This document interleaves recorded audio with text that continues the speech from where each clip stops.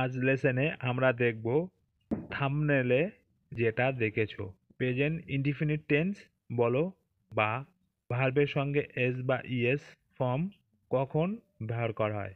আবার সেন্টেন্সে ডু বা ডাজ মেন ভার্ব হিসাবে, আবার কখন অক্সিলারি ভার্ব বা সাহায্যকারী ভার্ব হিসাবে বাক্যে কখন প্রয়োগ করি বা লাগাই, এই সবগুলোই দেখব আজ এই লেসনে, যাতে বাক্য বা সেন্টেন্স তৈরি করতে সহজ হয় তোমাদের কাছে। দেখো স্ক্রিনে কতগুলো বাক্য লিখে রেখেছি। এই সেন্টেন্স আগে বুঝে গেলে পরে ব্যবহারগুলো বুঝতে সহজ হবে তোমাদের পক্ষে।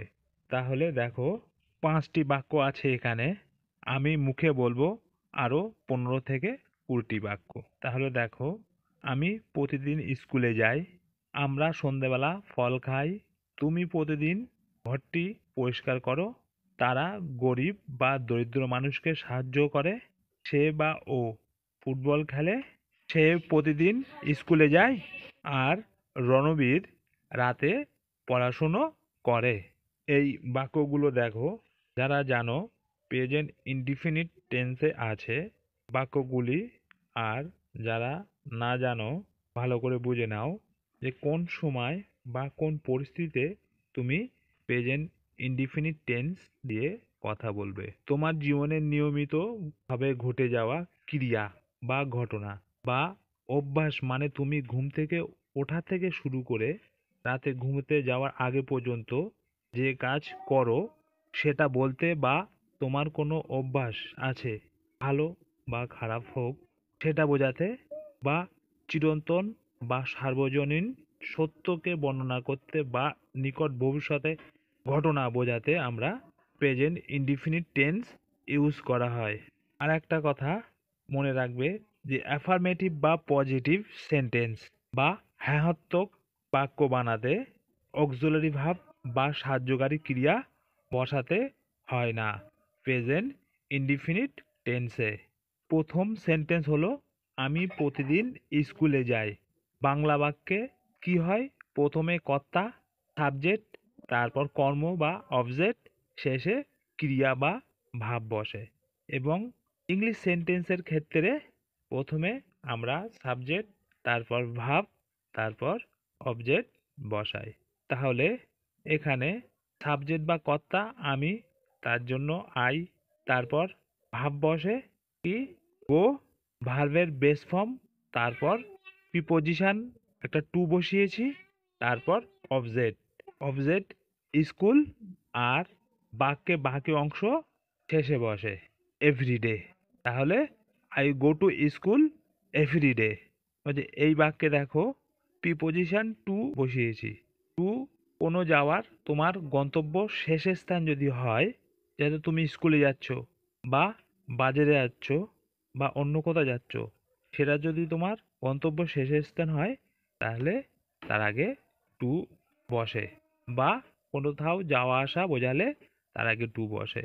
আর যদি প্রিপোজিশন ভালো করে বুঝতে যাও তাহলে আমার আগের ভিডিওগুলো দেখো, যে এক একটা অব্যয় বা প্রিপোজিশন আমি আলাদা আলাদাভাবে ডিটেলসে ব্যাখ্যা করেছি। তাহলে দেখো এই পজিটিভস বা অ্যাফার্মেটিভ সেন্টেন্সের গঠন বা স্ট্রাকচার কিরকম হবে।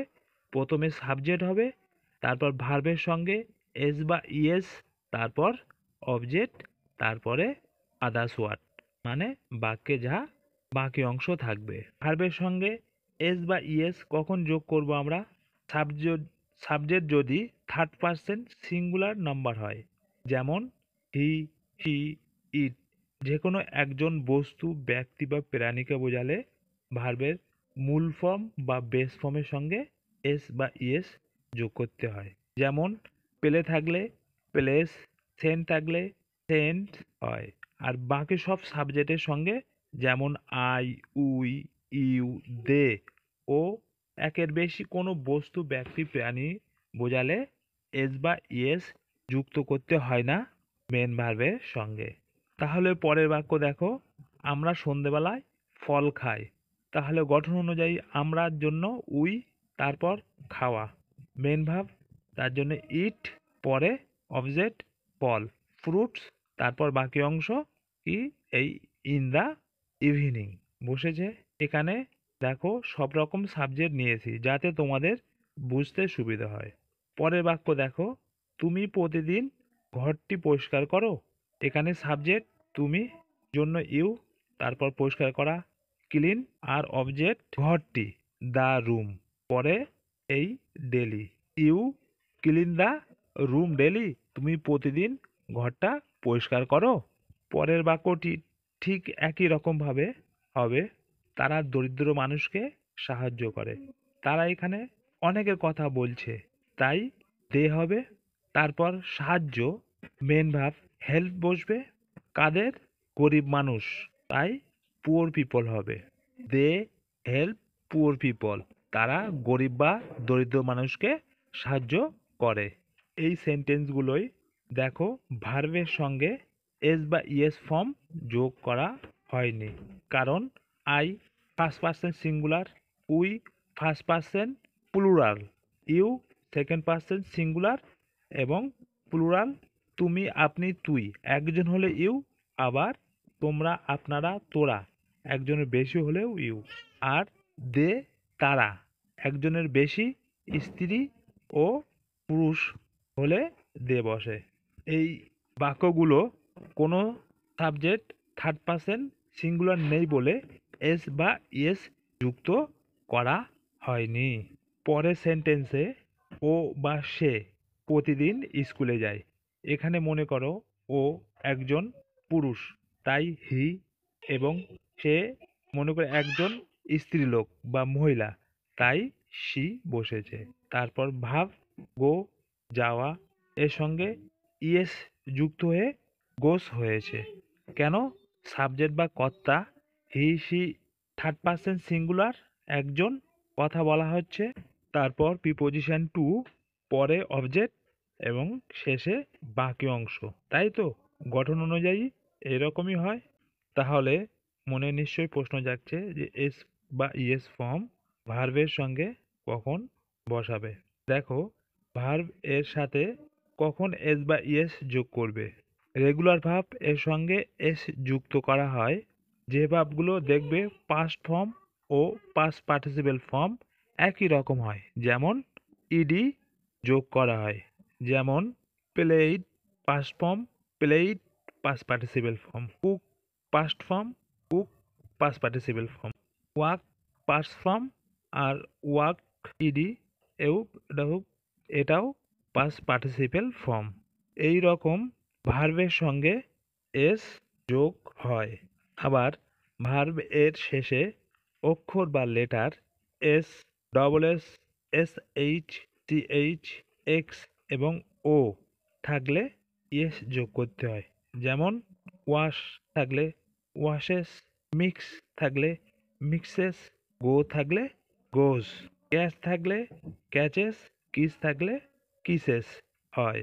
আবার ভার্বের শেষে লেটার কনসোনেন্ট থাকলে ওয়াই এর পরিবর্তে আই বসে, যেমন ম্যারি থাকলে এই ম্যারির ওয়াই উঠে গিয়ে আই হয়ে ইয়ের যোগ হবে। ম্যারিস, স্টাডি থাকলে স্টাডিস, ক্যারি থাকলে ক্যারিস, আর ওয়ারি থাকলে ওয়ারিস। এইরকমভাবে আমরা মেন ভার্বের সঙ্গে এস বা ইয়েস যুক্ত করা হয়। যে আবার কারোর অভ্যাসের কথা বলতে, সেই অভ্যাস ভালো হোক বা খারাপ যাই বলো, যেমন কারো রাতের খাবারের পর একটু চলাফেরা করা বা হাঁটে। কেউ আবার একদিনে দুবার দাঁত ব্রাশ করে, যেমন সকালে ও রাতে খাওয়ার পর একবার। আর খারাপ অভ্যাস যেমন দেখবে কেউ সিগারেট, খৈনি, পান বা নস্যি বা অন্য কিছু প্রতিনিয়ত নেয়, বোঝাতে আমরা এই অভ্যাস বোঝাতে আমরা প্রেজেন্ট ইনডিফিনিট টেন্স ব্যবহার করি। উদাহরণ দেখো, তিনি প্রতিদিন কফি পান করে বা করেন, তাহলে he drinks coffee every morning, সে প্রতিদিন কফি পান করেন। অন্য উদাহরণ দেখো, তিলক প্রতিদিন দুবার দাঁত ব্রাশ করেন বা মাজেন, তাহলে তিলক ব্রাশেস হিজ টিথ টুইস ডেইলি, তিলক প্রতিদিন দুবার দাঁত ব্রাশ করেন। তাহলে দেখলে এই বাক্যগুলো যে কারুর একটা অভ্যাসের কথা আমরা বলতে ব্যবহার করি। আবার দেখো, আবার চিরন্তন সত্য বা সার্বজনীন সত্য কথা বলতে আমরা ব্যবহার করি। যেমন জল 100 ডিগ্রি সেলসিয়াসে ফোটে। Water বয়েলস at 100 degree Celsius. এই বাক্যটা সাধারণত সত্যি কথা, যে জল 100 ডিগ্রিতে ফোটে। অন্য উদাহরণ দেখো, the earth revolves around the sun. পৃথিবী সূর্যের চারিদিকে ঘোরে। এই বাক্যে চিরন্তন সত্য যে পৃথিবী সূর্যের গোল করে ঘোরে। আবার বলতে পারো যে সূর্য পূব দিকে ওঠে, চাঁদ আকাশ ওঠে, এইরকম চিরন্তন সত্য বাক্য। এই বাক্যগুলো দেখো যে মেন ভার্বের সঙ্গে এস বা ইয়েস যোগ হয়েছে, কেননা সাবজেক্ট যেহেতু থার্ড পার্সন সিঙ্গুলার নাম্বার, তাই সেই জন্য মেন ভার্বের সঙ্গে এস বা ইয়েস যোগ করা হয়েছে।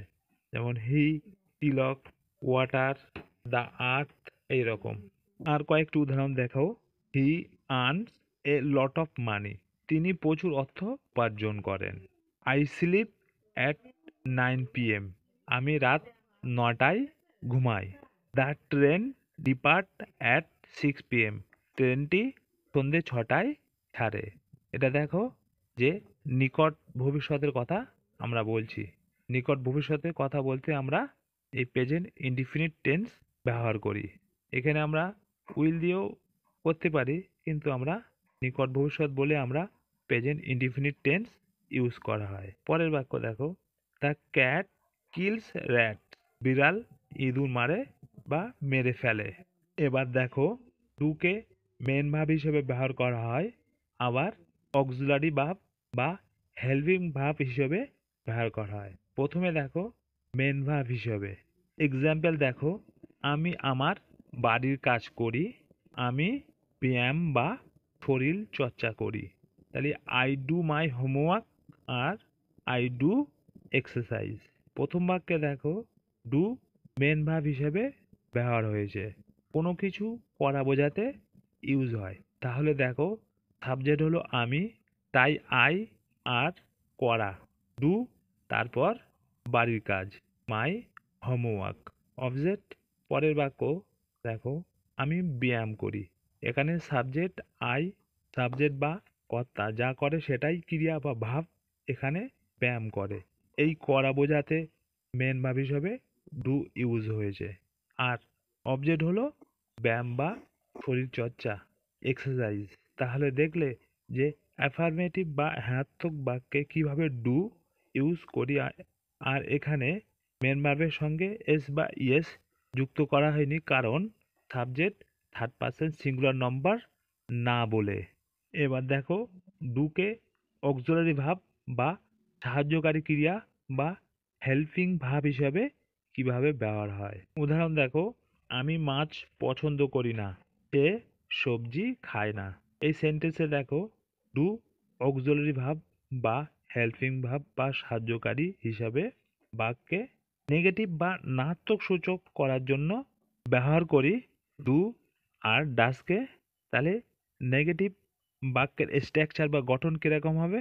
প্রথমে সাবজেক্ট, তারপর ডু বা ডাস, তারপর নট, তারপর ভার্বের প্রেজেন্ট ফর্ম, তারপর অবজেক্ট।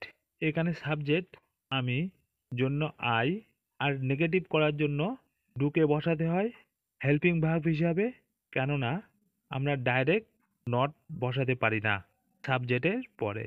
তাই ডু নট, তারপর মেন ভার্ব পছন্দ করা লাইক, আর অবজেক্ট হলো fish. I don't like fish. আমি মাছ পছন্দ করি না। I do not like fish বলতে পারো, বা বলতে পারো I don't like fish. I don't, এটা হচ্ছে কন্ট্রাক্ট ফর্ম। পরের বাক্য দেখো, সে সবজি খায় না। সাবজেক্ট হি, থার্ড পার্সন সিঙ্গুলার একজন, তাই ডাস বসেছে। কেন বসেছে পরে বলছি। তারপর নট মেন ভার্ব খাওয়া, ইট পরে object vegetables. He doesn't not eat vegetable. সে সবজি খায় না।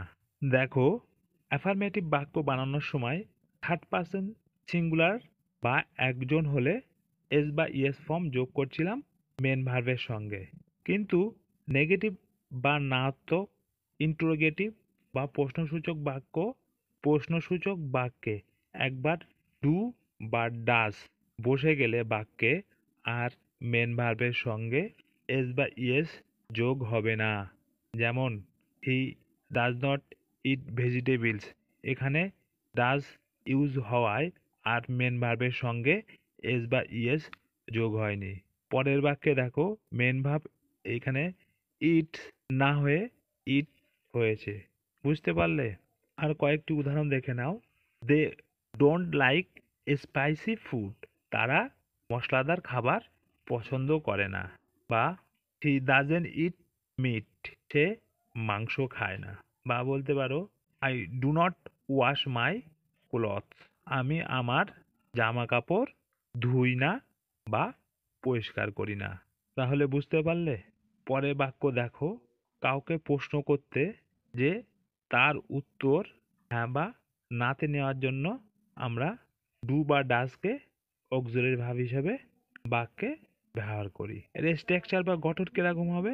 প্রথমে অক্সিলারি ভার্ব, তারপর সাবজেক্ট, তারপর মেন ভার্ব, তারপর অবজেক্ট, তারপর আদার্স।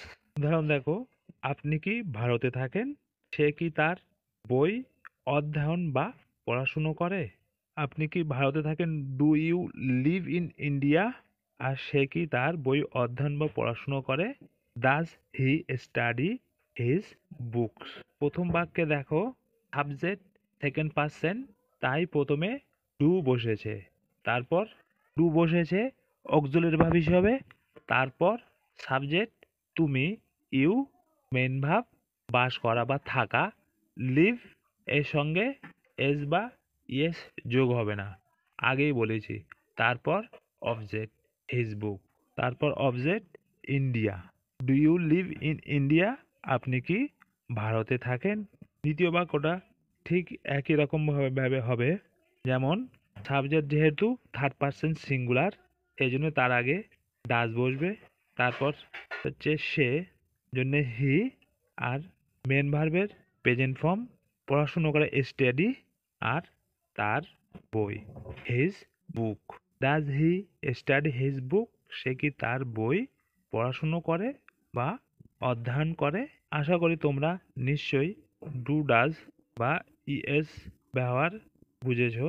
যদি না বোঝো, আমি পরের ভিডিওতে আবার যে ডু ডাজ ডিটেলস নিয়ে আবার আলোচনা করব। আর কয়েকটি উদাহরণ দেখে নাও।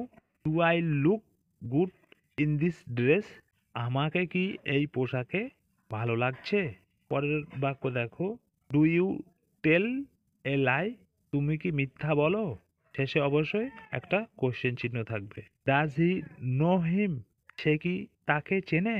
আর they do not work on Sunday? তারা কি রবিবারে কাজ করে? যদি ভিডিওটা ভালো লাগে তাহলে অবশ্যই একটা লাইক করো। আজ এই পর্যন্তই।